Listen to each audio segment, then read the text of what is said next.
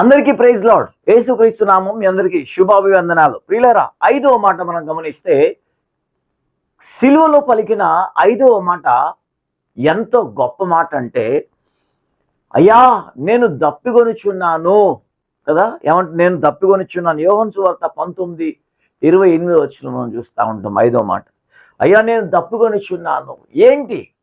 ఏం దప్పికొనుచున్నాడు? కల్వరి సిలువలో ఆయన వేదన పడతా ఉన్నాడు, ఆయాసపడతా ఉన్నాడు, అలసిపోయి కదా, సొమ్మసిల్లిపోయి ఆఖరి ఊపిరితో ఊపిరితో కొట్టుమిట్లాడుతూ దాహమని దప్పికతో కేక వేస్తా ఉన్నాడు ఆయన.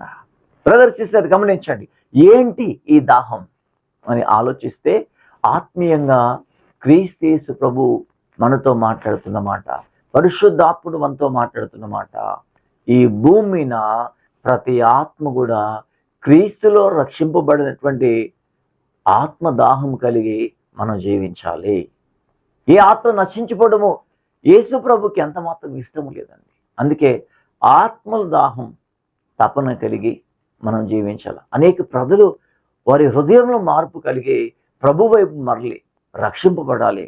అదే నిజమైనటువంటి దాహము, ఆత్మల దాహము అని ఈ మాట సూచనగా ఉన్నది.